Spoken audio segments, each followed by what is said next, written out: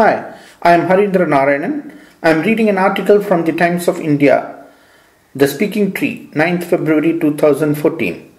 The article is Sita versus Draupadi. The writer of the article is Devdutt Patnaik. Devdutt Patnaik compares two powerful women who were responsible for the victory as well as the downfall of mighty rulers and their legions. Sita and Draupadi are two great heroines of India, and they are as different from each other as the Ramayana is from the Mahabharata. A comparison of these two legendary women reveals to us as much about human personality as it does about society. Both Sita and Draupadi are princes. Both have unnatural or supernatural births. But while Sita is born of earth, Draupadi is born of fire. Sita's father, Janaka, king of Videha, finds her accidentally while plowing a field and decides to adopt her. Draupadi's father, Drupada, king of Panchala, creates her with the sole purpose of destroying the Kuru household that patronized Drona, who used his students, the Pandavas and the Kauravas, to conquer and then divide Panchala. Thus, while Sita is born an infant, Draupadi is born an adult, with no appreciation of childhood or parenting.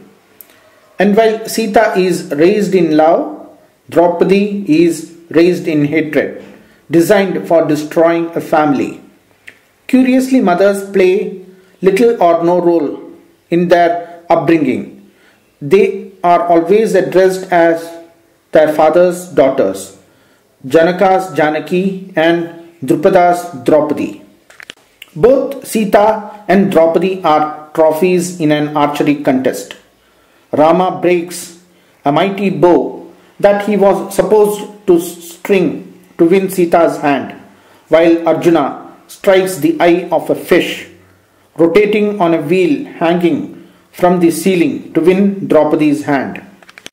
Some Ramayana retellings tells us of how Sita met Rama in a garden before marriage, and it was love at first sight. In contrast, there is no such romance in Draupadi's life. In fact, she prevents Karna from participating in the archery contest as he is of low caste and ends up marrying a Kshatriya who turns out to be Arjuna in disguise. Sita's sister and cousins are given in marriage to Rama's brothers. Draupadi is shared by Arjuna's four brothers, all of whom have many other wives. Sita pays dearly for the actions of her husband and brother-in-law. She is abducted by the Rakshasa king Ravana on the grounds that her husband had mutilated his sister Shurpanakha. Draupadi pays disproportionately for her own actions. She insults her husband's cousin Duryodhana, the eldest Kaurava, when he falls in a pool of water, calling him the blind son of a blind man, not realizing how oversensitive he was. As a result, Duryodhana goes out of his way to publicly humiliate her, getting her husbands to wage her in a gambling match, and having lost her, watch helplessly while he gets her dragged in full view of the court and proceeds to disrobe her. Both Sita and Draupadi are feared by their abusers. Ravana fears forcing himself on Sita, as there is talk of him losing his life if he touches an unwilling chaste woman. Duryodhana's father, the blind Dhritarashtra, warned by Vidura, gives back to the Pandavas all that they have lost to Kauravas. In the gambling match, when he hears Draupadi swear that she will not tie her hair until she washes it with the blood of her abusers.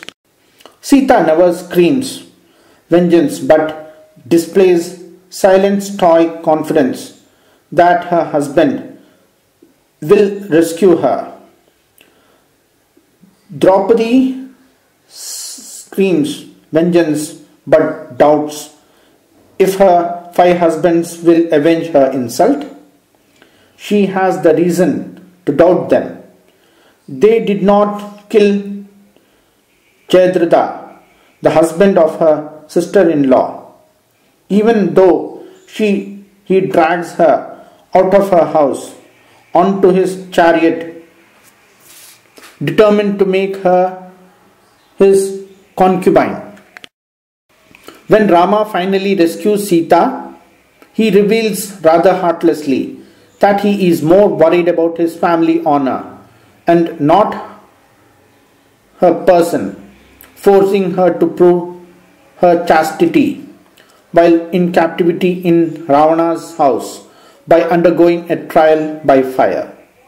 There is never talk of Draupadi's chastity, but she has 5 husbands, often leads to accusation that she is a public woman and not a queen.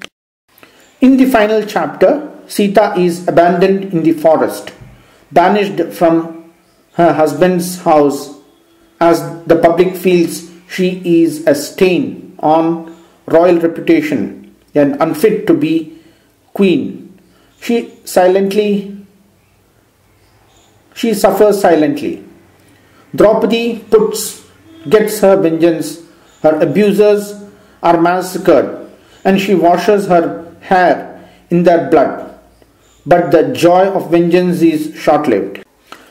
Sita gets the pleasure of raising her children and they inherit Rama's kingdom. Draupadi, however, does not get the pleasure of raising her children. They are sent to the house of Krishna when she lives in the exile in the forest with her husbands. All of her sons are murdered by Drona's son Ashwathama, who refuses to take defeat lying down. The kingdom of the Pandava is passed on to the grandson of the Arjuna's other wives. When Sita finally disappears under the earth, refusing to join her husband on his throne, Rama weeps and decides he cannot live on earth without her. He enters the river Sarayu and does not rise again. Draupadi, by contrast, dies all alone, a lonely death, when she slips and falls down the slope of the Himalayas. Not of her 5 husbands come to her rescue, as her first husband Yudhishthira thinks that having renounced the world, they have to let go of all bondage. Both Sita and Draupadi are enshrined as goddess.